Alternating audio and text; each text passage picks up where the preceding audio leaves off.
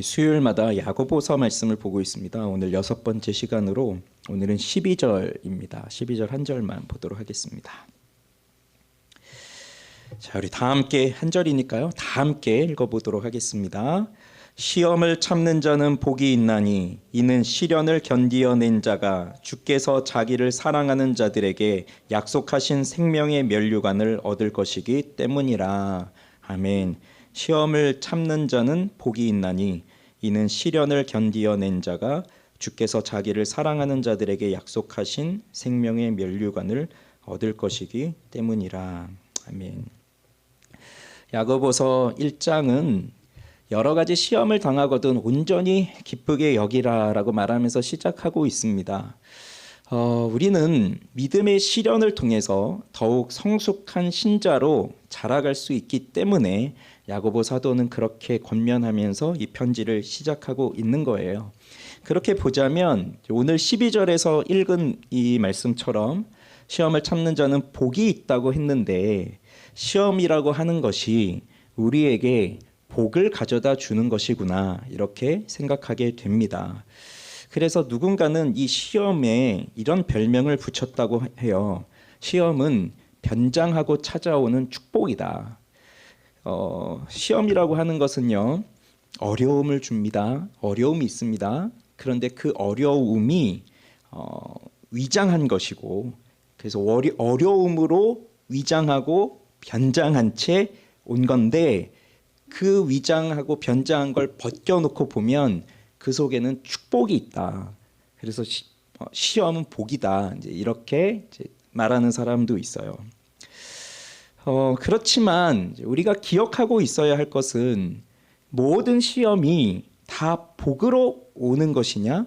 그렇지 않을 때가 있다는 겁니다.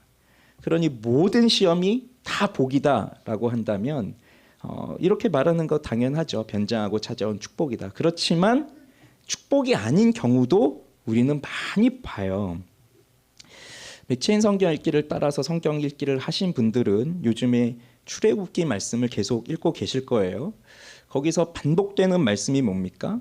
바로와 애굽에게 하나님께서 내가 여호와다라는 것을 알려주시기 위해서 피부터 해서 개구리, 이 팔이 계속해서 그 10가지의 재앙이 애굽에게 내려지고 있고 바로에게 내려지고 있는데, 그런데 그 시험을 통해서, 그 재앙을 통해서, 시험을 통해서 내가 여호와인 줄을 너희가 알리라라고 시험을 주시지만, 그런데 결과적으로 보면 하나 시험이 지날 때마다 바로는, 애굽 사람들은 그 하나님을 여호와로 믿는 것이 아니라, 인정하는 것이 아니라 도리어 하나님을 거부하고 있어요. 그러니 이것이 시험으로 내가 여호와인 줄 알리라 라고 시험으로 주어진다고 하지만, 그 시험을 받았다고 해서 다 복으로 주어지고 있느냐? 그렇지 않습니다. 오히려 바로도 애굽도 더 피폐해지고 있고 더 크나큰 재앙으로 떨어져 가고 있고 더 큰 고통 가운데 빠지고 있어요. 그리고 하나님이 반복해서 또 말씀하시는 것이 바로의 마음을 완악하게 하겠다. 그리고 그것이 이루어져서 여호와의 말씀대로 되었다. 이렇게 되고 있습니다. 그런 것을 보자면 시험이라고 하는 것, 이것이 무조건 복으로 임하는 것은 아니에요. 그러면 이런 질문을 할 수 있겠죠. 바로와 애굽은 하나님을 섬기지 않는 불신자이니까, 그러니 그 불신자에게 주어지는 시험은 복이 될 수 없다. 그렇다면 신자들에게 주어지는 시험은 곧 복이 되는 것이다. 이렇게 생각을 해볼 수도 있습니다. 그렇지만 출애굽 이후의 백성들을 보십시오. 출애굽기 16장 4절에 보면 그때의 여호와께서 모세에게 이르시되 보라 내가 너희를 위하여 하늘에서 양식을 비같이 내리리니 백성이 나가서 일용할 것을 날마다 거둘 것이라. 이같이 하여 그들이 내 율법을 준행하나 아니하나 내가 시험하리라. 자, 하나님이 이렇게 광야에 들어온 백성들에게 말씀을 하시는데, 그래서 매일 아침마다 만나가 내려지죠. 백성들이 그것을 주우러 갑니다. 그런데 하루 먹을 분량만 가져오도록 하였는데 또 이 하나님의 말씀을 제대로 믿지 못하는 사람들이 욕심이 발동돼서 더 많은 양을 가지고 오는 거예요. 내일 이것이 안 내려올 수도 있잖아요. 그러니 광야에서 내일 만약에 만나가 공급되지 않으면 먹을 수가 없으니 오늘 왔을 때 더 많이 걷어들이려고 하는 사람의 욕심이 거기서 나타나는 거죠. 그런데 그렇게 했더니 결과는 어떻습니까? 다음 날 보니까 다 썩어 있는 거죠. 놀라운 것 또 하나가 있어요. 여섯째 날 때에는 내일은 안식일이니까 내일은 만나가 내려지지 않는다. 그러니 오늘은 이틀째를 가져가라는 거예요. 그런데 이틀째를 가져갔는데 평소 같으면 그 다음 날 썩어야 되는데 안식일 날 것들은 썩지 않는 거죠. 그런데 사람들은 또 이런 사람들이 있어요. 그 안식일인데 분명히 오늘은 내리지 않는다고 했는데 찾으러 나가는 사람들이 있어요. 오늘도 안식일에도. 그런 것이 하나님께서 이들이 내 율법을 얼마나 준행하는가, 내 말씀을, 내 말을 얼마나 지키는가 보려고 시험하겠다고 하는 것이었지만 이스라엘 백성들은 그 시험을 제대로 통과하지를 못하고 있습니다. 그래서 17장부터는 또 물 문제가 나와요. 물이 없으니까 바로 원망하고 하나님을 원망하죠. 그래서 마라의 쓴물도 겪게 되고 그다음 무리바에서 반석을 쳤을 때 물이 터지는 그러한 일도 겪게 되지만 이걸 또 시편에서는 시편 기자는 뭐라고 말하냐면 이스라엘 백성들이 광야에서 여호와를 시험하였다고 그렇게 표현하고 있습니다. 그런 것을 본다면 이스라엘 백성들은 하나님께 택함받은 하나님의 사람들이지만 하나님의 백성들이지만 그들에게 주어진 이 시험이 무조건 광야에서 좋은 일들만 겪으면서 살아간 것이 아니라 오히려 이 시험으로 인하여서 하나님의 말씀을 믿지 못하고 오히려 자신들의 욕심을 드러내면서 하나님의 심판을 받게 되는, 그래서 큰 고통 가운데 정말 뼈저린 실수와 뼈저린 패배를 경험할 수밖에 없는 그러한 상황을 이스라엘 백성들이 보내게 돼요. 그러니 시험이라고 해서 무조건 복으로 임하는 것이 아니구나, 이걸 깨닫습니다. 그래서 어떤 사람들은 시험을 창조적인 시험과 파괴적인 시험으로 나누기도 해요. 창조적인 시험이라고 하는 것은 복을 주기 위해서 하나님이 주시는 시험이고, 파괴적인 시험이라고 하는 것은 바로 이렇게 죄를 깨닫게 하고 심판하고자 하시는 시험이다. 또 이렇게 둘로 구분을 하기도 합니다. 그렇지만 중요한 건 이거예요. 창조적인 시험이 됐든 파괴적인 시험이 됐든 그게 중요한 게 아니라 그 시험을 대하는 사람의 태도가 어떠한 것이냐, 사실 그것에 따라서 결과가 달라지기 때문입니다. 그게 중요한 겁니다. 그래서 오늘 본문은 어떠한 사람에게, 어떻게 이 시험을 지나가는 사람에게 복이 주어지는가, 그것을 가르쳐 주시는데요. 바로 이렇게 말하고 있는 거죠. 시험을 참는 자에게 복이 있다. 시험을 참는 자에게 복이 있다는 겁니다. 자, 복이 있다는 말은 마카리오스라는 말이에요. 복이 있다. 이게 이제 우리는 자연스럽게 복이 있다라고 하면 시편 1편이 떠오를 겁니다. 복 있는 사람은. 그게 이제 히브리적 표현이고요. 오늘 말씀은 신약이죠. 그러면 이 신약에서도 복이 있다라고 하는 말씀이 하나 떠오를 것인데 예수님께서 산상수훈에서 하셨던 그 팔복의 말씀이 떠오를 거예요. 복이 있다. 심령이 가난한 자들, 이렇게 하면서 말씀을 하셨죠. 같은 말이에요, 마카리오스. 이 마카리오스라는 말은 그냥 일상적으로 본다면, 그냥 평범하게 만약에 이 단어를 쓴다면 행복한이라는 뜻입니다. 우리 일상에서 언제 행복하십니까? 오늘은 뭘 할 때 행복함을 느끼셨나요? 점심을 맛있는 거 드셨어요? 맛있는 걸 먹으면 행복해지는 마음이 들기도 하죠. 또 아이들이 나한테 행복을 주기도 했습니까? 자녀들이? 아니면 회사에서 일을 하면서 또 행복한 일들이 있으셨습니까? 일상적인 삶에서 내가 원하는 것이 이루어지고 있다면 거기서 우리는 행복을 찾을 수 있어요. 그리고 뭔가 재미있는 일을 경험하면서 또 웃게 되고 하면서 또 행복을 느낄 수도 있어요. 그런데 예수님께서 복이 있다, 시험을 참는 자는 복이 있다라고 이렇게 말씀하실 때 그 의미가 그냥 우리가 맛있는 거 먹으면서 느끼는 행복감, 아이들이 우리에게 주는 행복감, 자, 지금도 밖에서 아이들이 이렇게 떠들고 돌아다니고 있거든요. 뒤에 들리나요? 아이들 소리가? 그러면 애들 왜 저래, 그게 아니라 애들이 참 예쁘구나 하고 하는 그 만족감, 이제 그런 것도 있을 수 있지만 꼭 그것만 얘기하시는 것이 아니에요. 좀 더 심오한 말씀을 하시는 거죠. 예수님께서 복이 있다라고 할 때, 그리고 야고보 사도가 시험을 참는 자에게 복이 있다라고 할 때, 그 복은 하나님으로부터 오는 행복함입니다. 단순히 내가 육체적으로 물리적으로 그렇게 느끼는 행복함이라기보다는 하나님을 통해서 누리는 복이에요. 그래서 복에도 두 가지 의미가 있는데, 물질적 의미의 복이 있고 영적인 복이 있어요. 물질적 의미의 복은 말 그대로 하나님이 주신 허락하신 그 일반 은총적 차원 속에서 또 하나님의 섭리를 통해서 나타나는 일반적인 복들이에요. 가장 대표적인 것이 있다면 뭐 건강, 아니면 가족들, 뭐 물질적인 뭐 부유함, 정말 내가 오늘 굶지 않고 먹을 수 있는 것, 뭐 입을 수 있는 것, 뭐 일을 할 수 있는 것, 뭐 등등 모든 것, 우리가 물리적으로 물질적으로 겪을 수 있는 모든 복들, 그것은 그냥 일반적인 복이죠. 그런데 사람이 그런 일반적인 물질적으로 물리적으로 주어지는 복만으로서 행복하게 살아갈 수 있느냐? 그렇진 않거든요. 지난 주간인가 어느 기사를 봤는데 남편과 아내가 불화가 생겨서 좀 별거 중에 있었나? 뭐 그렇게 됐는데 이 남편이 로또 1등에 당첨이 된 거예요. 너무 놀랍죠. 이 물질적 복이 그냥 한 번에 확 주어지는 거잖아요. 그래서 그 이제 아내에게, 별거 중인 아내에게 뭐 이렇게 좀 돈을 주고 뭔가 이렇게 지원을 해줬나 봐요. 그랬더니 그 아내가 의심이 발동해서 이 돈이 어디서 생긴 거냐, 어떻게 해서 된 거냐 또 코치코치 캐묻기 시작해서 사실을 얘기했대요. 내가 로또 1등에 걸렸다. 그랬더니 이 별거 중인 아내가 돌변을 해서 나에게 얼마를 내놓아라. 엄청난 액수를 이제 요구를 하는 거예요.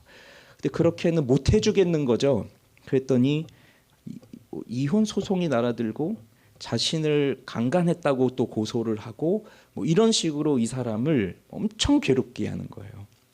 그러니 돈이라고 하는 개념으로만 생각한다면 로또 1등은 제 확률을 잘 모르겠지만 우리는 살면서 한 번도 경험해보지 못할 일이고, 우린 뭐 로또 자체 사지도 않으니까 몇 명이나, 세계에서 몇 명이나 경험할 수 있는 복일지 모르겠지만 그 복이 주어진다고 해서 모두가 행복하게 사느냐? 근데 통계적으로 보면 그런 것에 걸린 당첨된 사람들이 더 불행하게 산다는 게 보편적으로 알려져 있는 또 사실이기도 하잖아요. 그러니 그것만으로서 우리는 행복할 수 없죠. 정신적인 것이 또 굉장히 필요하죠. 정신적인 것. 그런데 단순히 정신적인 것에서 오는 복보다는 영혼의 복이 필요한 겁니다. 영적인 복. 이거는 하나님께서 우리 영혼에게 주시는 복이에요. 그러니 물질의 복은 있는데 영혼의 복은 없을 수도 있어요. 이게 항상 같이 오는 건 아니니까. 그런데 물질의 복은 없는데 영혼의 복은 또 있을 수도 있죠.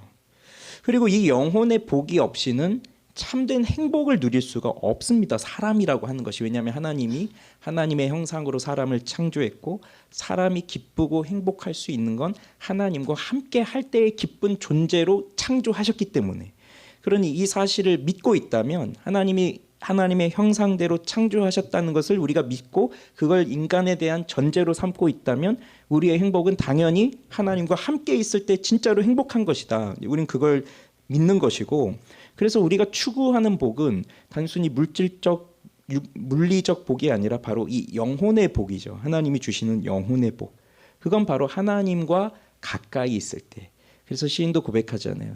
주께 가까이 함이 내게 복이라. 그것이 우리에게 복인 거예요. 하나님께 가까이 있을 때 영혼이 누리는 복이라는 겁니다. 그런데 이러한 복이 이 시험을 참는 자에게 주어진다고 하는 거예요. 이게 참 놀라운 말입니다. 그러니 시험을 참는 자에게 바로 이러한 영혼의 복이 있다는 말은 핍박과 시련이 있어도 이 복은 계속된다는 겁니다. 그래서 세상적 관점과 물리적 관점으로 본다면 시련, 핍박, 고난, 고통, 어려움 이런 것들이 있을 때는 복이 끊겨진 상태다라고 생각을 하는 거죠. 복이 끊어졌기 때문에 고통이 있고 괴로움이 있고 시련이 있는 것이지만, 그런데 이 영혼의 복이라고 하는 것은 고통이 이어지고 시련이 이어지고 심지어 핍박과 고난이 주어지고 있어도 그 순간에도 이 복은 계속 된다는 거예요. 왜 그런 것이냐? 하나님이 시련과 핍박 가운데 함께 하고 있기 때문입니다. 시련과 핍박이 있을 때 하나님이 떠나 계신 것이 아니라 그 순간에도 하나님은 함께 하시고 있기 때문에 하나님과 함께하는 복이 그때 있다는 것이고, 참 아이러니한 것은 우리가 평안할 때에 하나님이 함께 하시는구나라는 것을 깨달을 수 있는 그 우리의 감각보다 우리가 고난과 어려움과 시련 가운데 있을 때 하나님이 나와 함께 하시는구나, 그걸 깨달을 수 있는 감각이 더 예민하게 살아있다는 거죠. 그래서 평범한 일상을 살아가고 있을 때, 정말 내가 원하는 걸 모두 다 이루고 있을 때는 사실 하나님이 함께 하시는구나, 말은 말할 수 있지만 깊이 느끼지를 못해요. 그게 이제 우리들의 또 연약한 모습이기도 하죠. 그러나 시험, 시련, 어려움, 고통, 괴로움 이런 것이 있을 때, 물론 모두가 다 그런 것은 아니지만 그 속에서 우리의 영혼이 깨어 있을 때 하나님이 나와 함께 하시는구나, 그것을 아주 민감하게 느낄 수 있는 그 영적인 감각들이 더 살아나게 돼요. 그렇기 때문에 바로 이 시험을 참는 자, 즉 시험 가운데 있을 때에도 이 복은 계속 된다는 거예요. 그리고 그 시험 가운데 있을 때 하나님과 함께하는 복을 누릴 수 있는 것이고, 그 복은 그냥 시험 가운데 있는 사람이 아니라 그 시험을 참는 자에게 주어진다는 겁니다. 참는 자에게. 그러면 시험을 참는다는 것이 무엇일까요? 생각해 보세요. 만약에 산을 올라가고 있는데 저 위에서 커다란 바위 덩어리가 지금 나를 향해서 굴러 내려오고 있다고 생각을 해보세요. 그러면 어떻게 하겠습니까? 자, 이 말씀을 적용해 본다면, 저 커다란 돌이 굴러 내려오는 것이 마치 시험이었어요. 시험이에요. 시험이 내게 막 오고 있어요. 그런데 시험을 참는 자가 복이 있다고 했어요. 그럼 어떻게 해야 될까요? 아, 저 시험이 커다란 돌덩이가 내게로 오는구나. 나는 참아야지. 참아야 하니까 나는 이 자리에서 그냥 그대로 있어야 되는구나. 그렇게 해야 될까요? 아니면 저기서 시험이 커다란 돌로 내게 오는구나. 그러면 이 자리를 내가 어떻게 피해야 될 것인가, 그것을 생각하고 저렇게 내가 움직여야 되겠구나 하고 움직이겠습니까? 어떻게 하는 것이 시험을 참는 것일까요? 어려우세요? 그럼 좀 더 좀 쉬운 걸로, 그러면 만약에 시험을 본다고 생각해 보세요. 우리는 이제 학생들이 아니니까 뭐 시험을 보지 않지만, 예를 들어 뭐 수학 시험을 본다. 우리 학교 다닐 때 생각하면서 시험을 보고 있는데 문제가 딱 나왔어요. 문제를 푸는데 이 시험을 참아야 돼. 참아야 되니까 나는 이 시험 문제가 있어도 전혀 머리를 쓰지 않고, 뭐 내가 뭘 배웠는지를 전혀 생각하지 않고 나는 이 시험 문제를 그냥 참고 기다리면서 시간이 지나기만을 기다려야 돼. 그것이 진짜로 참는 거예요? 아니면 내가 그동안 배웠던 걸 다 떠올리면서, 기억을 떠올리면서, 그리고 내가 할 수 있는 모든 추론의 과정들을 다 해나가면서 이성적인 판단을 하면서 그 문제를 푸는 게 진짜로 참는 거예요? 어떤 것이죠? 어떻게 하시겠어요? 당연히 우리는 후자를 할 겁니다. 저 위에서 커다란 돌이 굴러오는데 갑자기 이 말씀이 떠오르면서 시험은 참는 자에게 복이 있다고 하셨어. 그럼 나는 저 돌이 오든 나는 이 자리에서 움직이지 않고 꿈쩍하지 않고 그대로 있는 것이, 그게 바로 참는 거야. 그러면서 주여 하는 겁니다. 그건 뭐죠? 미련한 거죠. 미련한 거죠. 참는 게 아니에요. 미련한 거예요.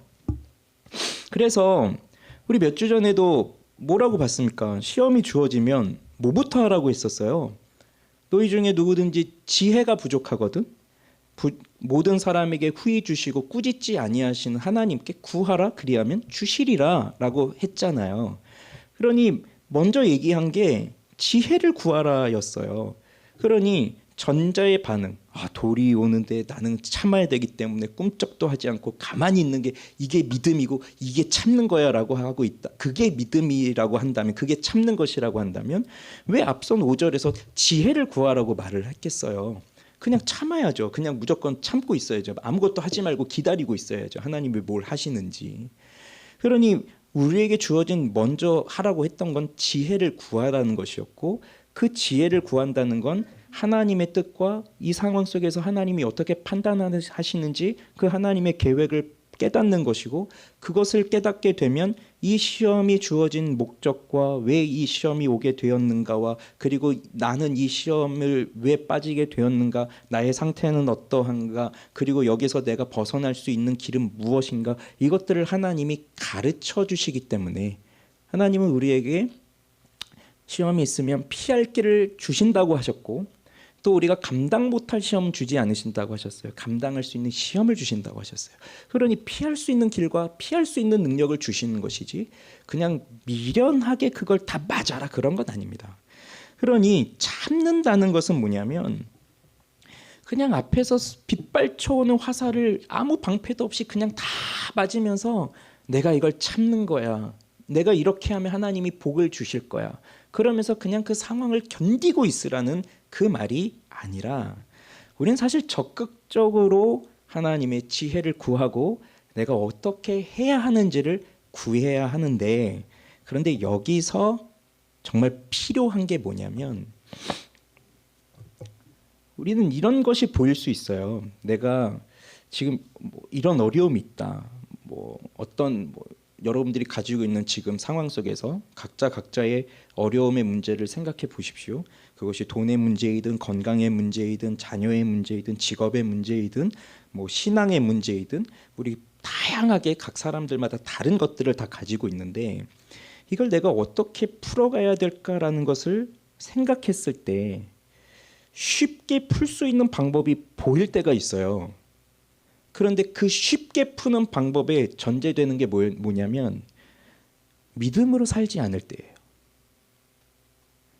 내가 왠지 예수를 믿고 그리스도인으로 살기 때문에 왠지 이 어려움이 있는 것 같은 거예요. 만약에 예를 들어서 사업을 한다, 가게를 운영한다. 그러면 식당을 해요. 그럼 가장 이제 상식적으로 일반적으로 생각하면 주말, 일요일 이럴 때가 이제 가장 매출이 높은 거잖아요. 그런데 내가 예수를 믿는 신앙 때문에 누가 강요하지도 않았는데, 목사님이 와서 이렇게 하세요 그런 말도 하지 않았는데, 그냥 내가 신앙적 양심과 내가 가지고 있었던 그 나의 생각을 가지고 딱 편말을 거는 거죠. 주일은 쉽니다. 그렇게 해서 이제 하진 않았어요. 근데 전 그런 얘기도 들었습니다. 그 식당가들이 이렇게 쭉 있을 때 내가 신앙의 양심을 갖고 주일날 문을 열지 않는데 주변의 가게들이 싫어한다는 거예요. 왜 너만 안 여냐? 너도 열고 다 같이 열어야 상권이 활성화되고 이렇게 다 또 사람들이 이렇게 오는데, 너는 왜 일요일에 문을 안 열어서 여기 상권이 죽게 만드냐? 이런 핍박도 이제 주어지는 거예요, 주변 상가들에게. 그 얘기도 들었어요. 그런데 이제 그것보다 더 어려운 건 어쨌든 경제적 이익이 확 떨어지는 거예요. 그러면 충분히 생각할 수 있잖아요. 내가 비전을 갖고 이런 포부를 가지고 이렇게 사업을 시작했지만 경제적 어려움이 있고 또 주변 상가에 내가 피해도 끼치는 것 같고 했을 때 가장 쉽게 선택할 수 있는 결정은 그래도 일요일 날 장사를 해야 되겠구나, 이런 생각을 할 수 있잖아요. 그래서 가장 쉽게 판단할 수 있는, 쉽게 결정 내릴 수 있는 게, 그러니까 신앙적인 문제를 놔버리면 가장 빨리 해결될 수 있는 방법들이 우리 눈에 보일 때가 많다는 거죠. 우리 금요일에 봤잖아요. 다니엘이 다른 걸로는 무엇도 흠잡을 만한 것이 하나도 없으니까, 아무 허물도 없으니까 결국 율법을 근거로 해서 하나님 섬기는 걸 근거로 해서 기도하는 자, 그 왕 외에 다른 사람이 있거나 신에게 기도하는 자는 사자굴에 던져 넣을 것이다라고 하는 그 어려운 상황이 주어졌을 때, 그때에 가장 간단하게 해결할 수 있는 방법은 내가 신앙의 양심에서 뒤로 살짝만 물러나면 되는 거예요. 다니엘이 아예 하나님을 배교한다는 게 아니에요. 왜냐하면 그 시험의 기간이 30일이었잖아요. 영원토록 이 왕 외에 다른 신에게 절하면 죽을 줄 알아라, 이것이 아니라 30일 동안만 기도하지 말아라 였기 때문에 아예 하나님을 배교해라, 하나님을 믿으면 죽이겠다, 그게 아니라 아주 짧은 시간 기도하지 말아라 라는 것이 시험이었고, 그러면 가장 먼저 할 수 있는 건 기도를 안 하는 거잖아요. 아니 하더라도 몰래 하면 되잖아요. 그게 쉬운 방법이지만 다니엘이 택했던 것은 그냥 정도를 가는 거였어요. 전에 하던 대로, 늘 하던 대로, 사람들이 뭐라 하든지, 사람들의 법을 어떻게 세웠든지 내가 하나님께 기도하는 것은 멈추지 않고 한다. 난 숨어서 하지 않는다. 내가 원래 하던 대로 난 하나님을 섬긴다. 그것이 다니엘의 모습이었잖아요. 그러니 우리는 그 신앙적 부분을 내려놓으면 이 문제도 해결될 것이야. 의외로 이런 것들이 굉장히 많습니다. 그러면 참는다는 것은 무엇일까요? 바로 그러한 시험, 그러한 어려움 속에서 나는 어떠한 일이 있어도 신앙을 포기하지 않겠다. 그걸 말하는 거예요. 그게 참는 거예요. 그러니 그냥 아무 생각 없이 그냥 그걸 다 맞으면서 돌에 깔리고 뭐 그러면서 전 참고 있습니다.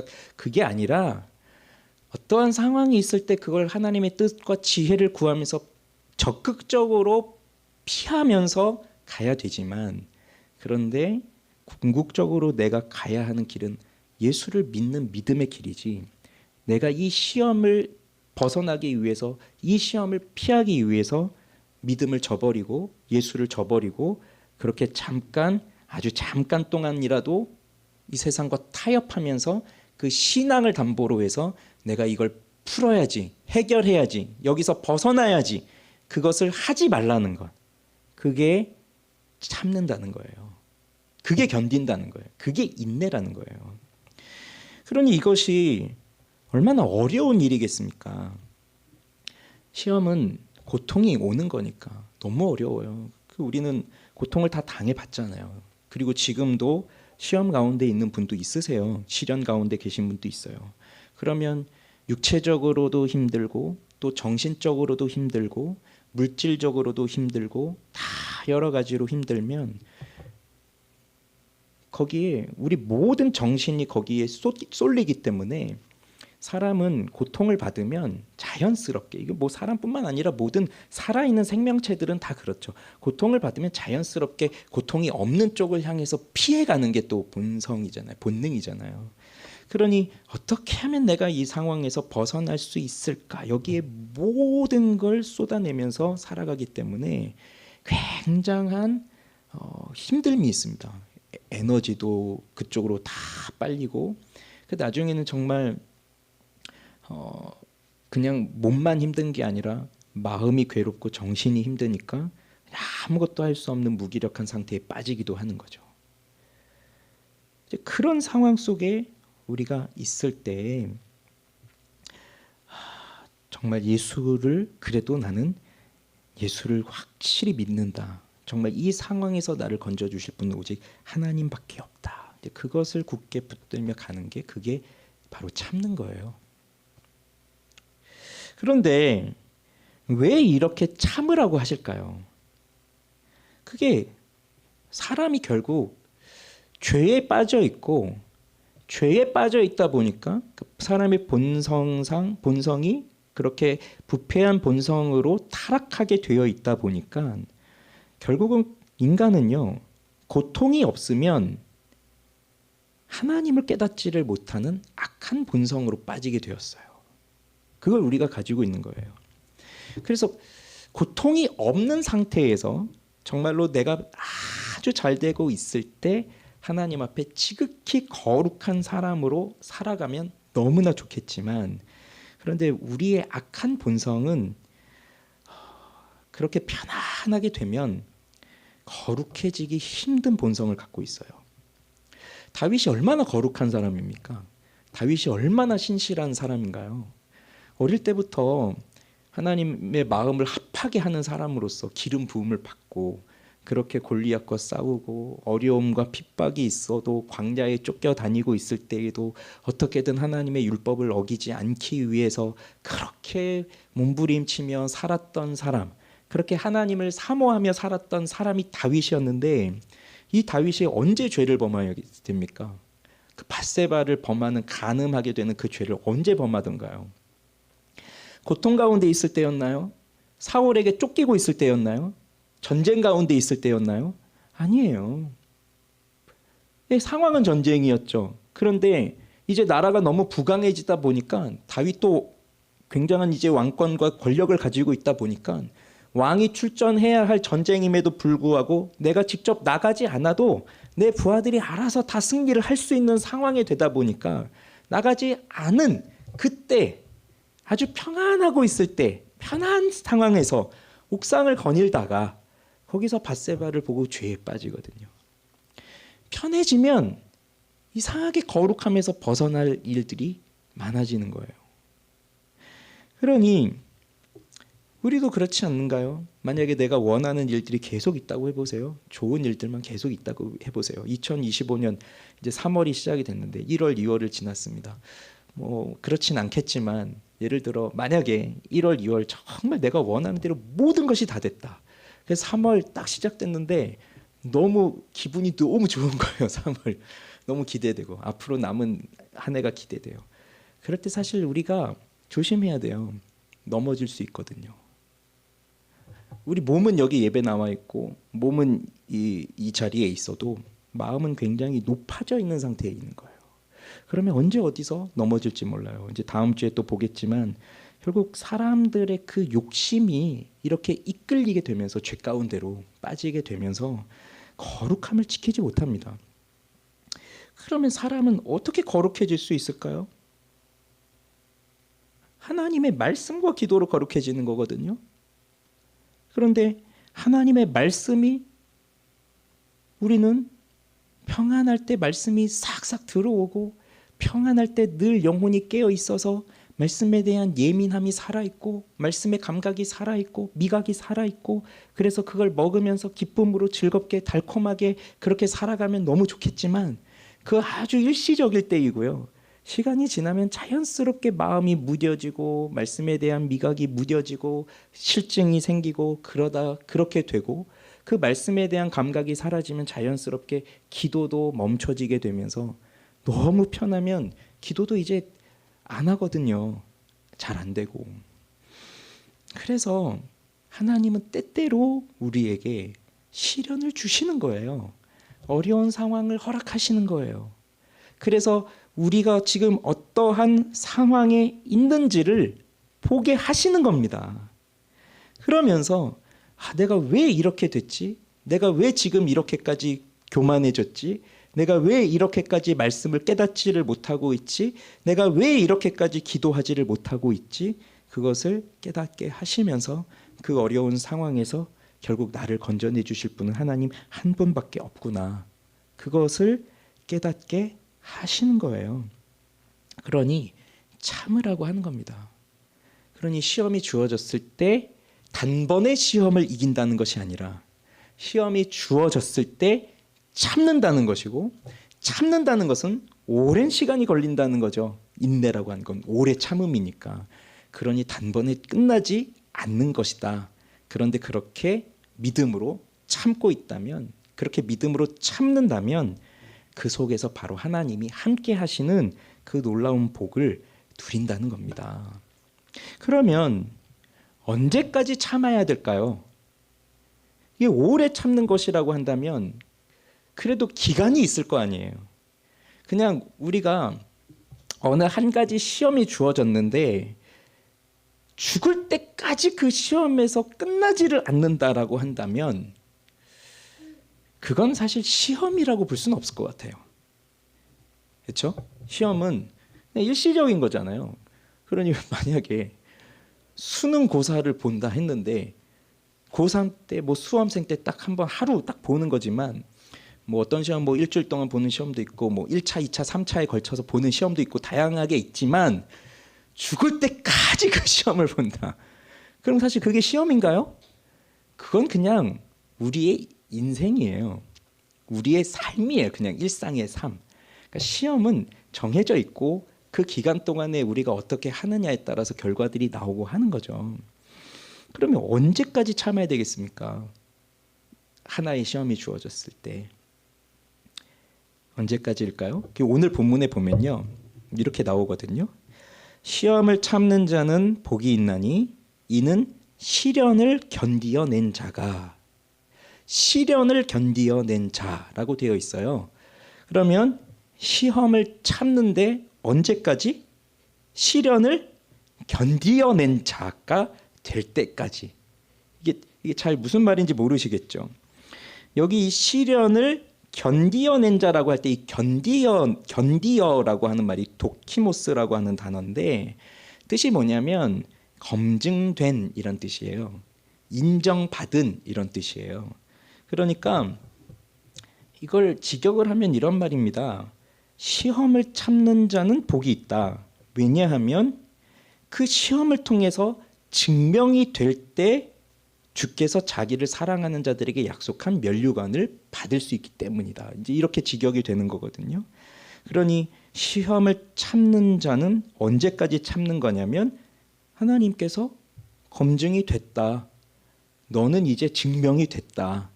그게 확인이 될 때까지 시험을 참는다는 거예요. 내가 보니 너는 이제 됐구나. 너는 내 자녀가 맞구나. 이렇게 이제 확인이 될 때까지 입증이 되는 거죠. 그래서 이 검증이 된다는 건 하나님 보실 때예요. 내가 스스로 생각해서 나는 이 정도면 됐습니다. 그게 아니라, 그래서 우리 시험 볼 때도 나는 잘한다고 생각하고 내 기준은 여긴데 내가 여기까지 해서 잘 됐어요. 그런데 합격 기준은 여긴 거예요. 그러면 내가 아무리 내 생각에서 난 여기입니다. 나는 잘했습니다. 내 기준에서 잘했습니다. 그래도 입증이 안 된 거잖아요. 이제 그게 그런 것처럼 하나님께서 보실 때에 증명이 된 거예요. 그러면 그건 뭐하고 관련이 있는 거냐면 사실 이게 우리의 죄의 문제와 관련이 있는 겁니다. 즉 하나님이 우리를 너는 됐다. 넌 정말 나를 사랑하는 내 자녀가 맞구나라고 하는 것이 무엇으로 검증이 되겠어요? 결국 우리 죄의 문제예요. 그래서 이 시험을 참는 것과 동시에 함께 가는 것은 우리 안에 있는 죄를 죽이는 과정과 함께 가고 있는 거예요. 여러분 그럴 때 있지 않습니까? 내가 지금 살아가고 있는 내 모습이 내가 생각해도 내가 왜 이러고 있지? 나 이러면 안 되는데 내가 왜 이러고 있지? 이런 생각하실 때가 종종 있잖아요. 날마다는 아니겠지만 날마다 그러면 안 되겠죠.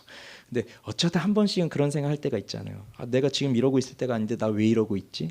내가 지금 이런 마음을 품고 살면 안 되는데 나는 왜 이런 마음을 가지고 사는 거지? 아니 나는 이런 행동을 하면 안 되는데 왜 이러고 있지? 자, 그럴 때 나는 그렇게 생각을 하고 있어도 내 마음은 자꾸 그쪽으로 가고 있어요. 난 이렇게 하면 안 돼라고 알고 있어도 내 몸은 자꾸 그쪽으로 가고 있어요. 그러니 머릿속으로는 안 돼, 너 그거 하면 안 돼, 빨리 정신 차리고 돌아와, 원래 네가 하던 일을 해야지, 이렇게 말을 해도 내 몸과 생각은 자꾸 그쪽으로 가고 있는 거예요. 왜냐? 죄에 빠져 있는 거거든요. 그러면 거기서 나를 끊어낼 수 있는 건 그냥 내 스스로 돌아오자 그것이 아니라 사실 내가 너무 좋아하고 사랑하는 그 죄의 습관에서 빠져나와서 하나님께 다시 돌아가야 하는 것이 필요한 거거든요.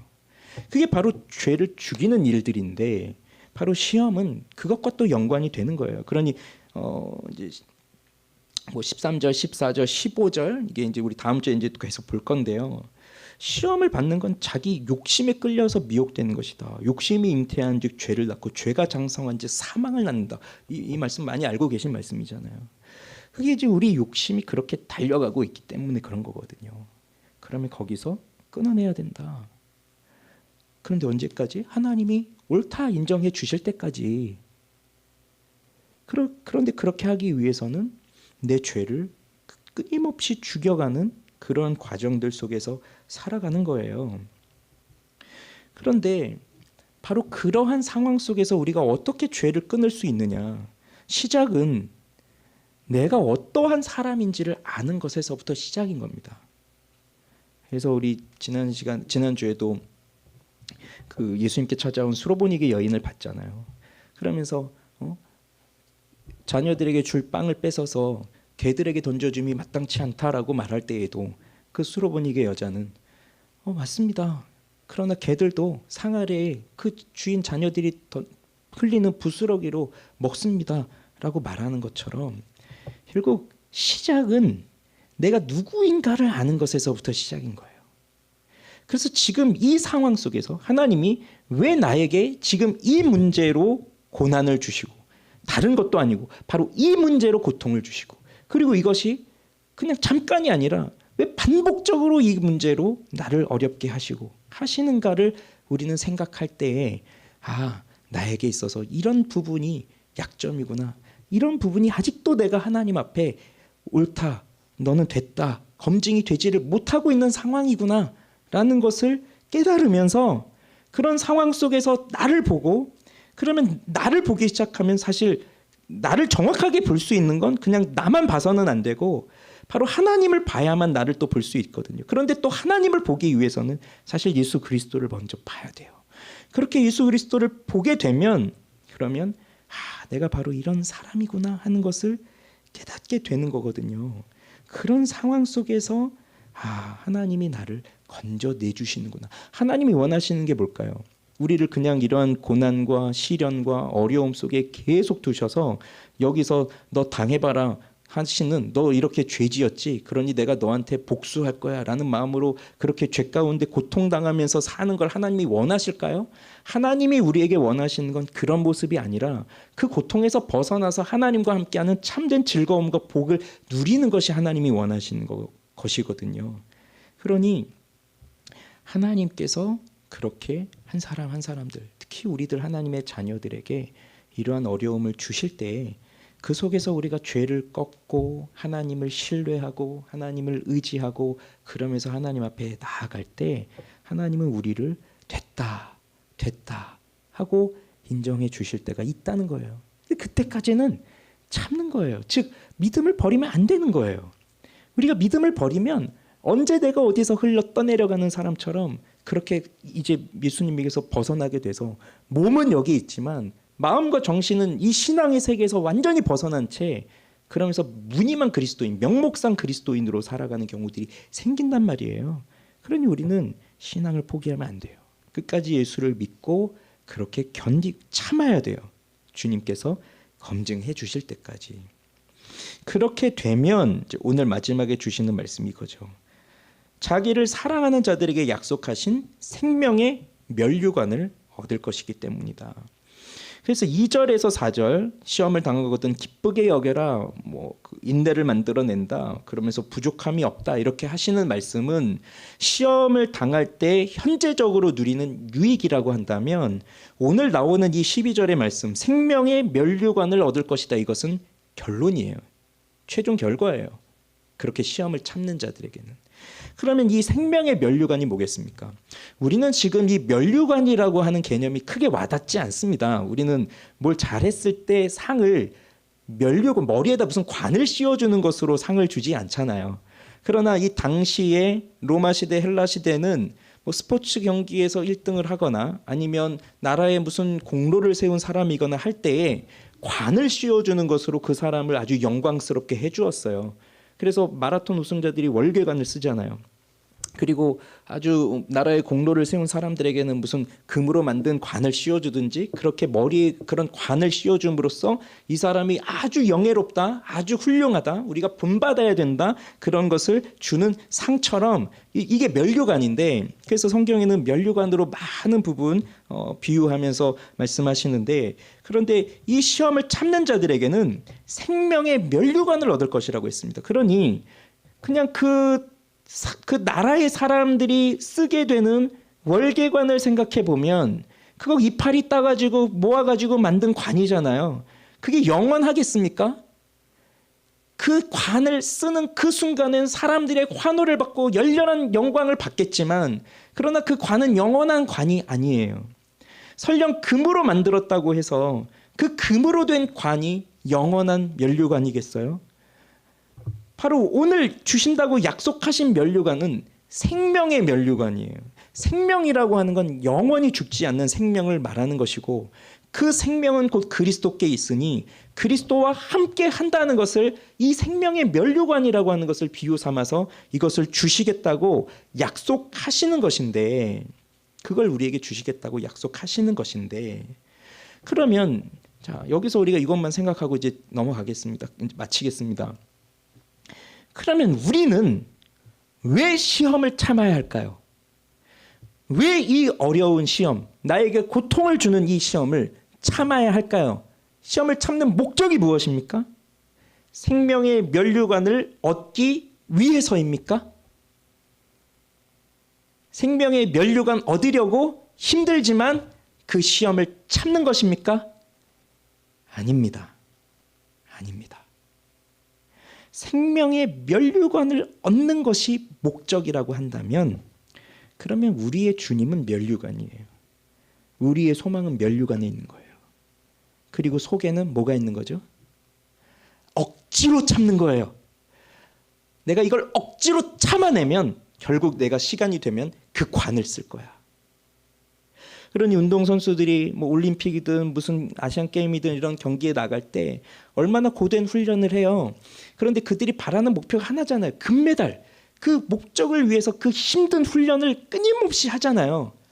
그런데 그것이 다 이루어지지 못하잖아요. 근데 우리는 어떤 사람이 정말로 위대한 선수라고 생각합니까? 즐기는 사람들. 진짜 너무 즐거운 거예요. 힘들고 고난이 있고 고통스러운 훈련이지만 단순히 금메달 하나가 아니라 이걸 너무 즐기고 있는 거예요. 그럴 때 또 금메달을 따면 진정한 선수구나 이런 생각을 하죠. 그렇기 때문에요, 우리가 이 시험을 참는 목적은 단순히 면류관을 받기 위한 것이 아닙니다. 그럼 무엇입니까? 진짜 시험을 참는 목적은 예수님을 사랑하기 때문이에요. 면류관은 예수님의 사람들에게는 모두에게 주시겠다고 약속하셨어요. 그래서 오늘도 약속하신 생명의 면류관이라고 되어 있잖아요. 내가 너희들 보고 잘 참는지 못 참는지 그거 보고 그때 판단하겠다, 그게 아니라 약속하신 생명의 면류관을 주시겠다고 하셨어요. 그래서 디모데후서 4장 8절에도 이제 후로는 나를 위하여 의의 면류관이 예비되었으므로 주 곧 의로우신 재판장이 그날에 내게 주실 것이며 내게만 아니라 주의 나타나심을 사모하는 모든 자에게 도니라. 주의 나타나심을 사모하는 모든 자에게 주겠다고 약속하셨고, 요한계시록 2장 10절에서도 네가 죽도록 충성하라, 그리하면 내가 생명의 관을 내게 주리라 약속하신 거예요. 그러면 이 시험을 이길 진정한 힘은 그냥 그 관을 써야지라고 하는, 내가 그렇게 영광스러워져야지라고 하는 그것을 바라보는 목적이 아니라 바로 예수 그리스도를 사랑하기 때문에 이 시험을 참는 목적과 힘이 나오는 겁니다. 그런데 그 예수님이 우리에게 이 약속하신 생명의 면류관을 씌워주기 위해서 무엇을 쓰셨느냐? 정말 생명의 면류관을 쓰셔야 할 그분은 가시 면류관을 쓰셨어요. 우리가 가시 면류관은 우리가 써야 했지만 우리에게 생명의 면류관을 씌워주시기 위해서 예수님이 대신 가시관을 쓰시고 우리에겐 생명의 관을 주신 거예요. 그것이 바로 우리 예수님께서 우리에게 베푸신 사랑이고, 우리는 그 사랑을 알기 때문에 그 예수님의 사랑이 근본이 되어서, 목적이 되어서, 힘이 되어서 시험을 참으면서 살아갈 수 있는 거예요. 이게 없으면, 이 사랑이 없으면, 사랑이 역사하지 않으면 우린 절대 참을 수 없습니다. 어떻게 참습니까? 그것을 아무리 뭐 영광스러운 면류관, 그것으로 보상될 만한 것이 아니거든요. 그러나 사랑은 그 모든 걸 참을 수 있게 해주는 거예요. 예수님을 향한 사랑입니다. 그 사랑으로 우리가 주님께 나아가길 바랍니다. 그러니 우리 인생에 많은 어려움이 있지만 예수 그리스도를 사랑하는 마음으로 참고, 그 참으면 복이 있고 그 복은 곧 생명의 약속된 면류관을 우리에게 주신다고 하는 그 축복이 우리에게 있는 거예요. 그것을 소망하면서 예수 그리스도께 소망을 두고 그리스도 한 분께로만 나아가는 우리 모두가 되기를 바랍니다. 기도합시다.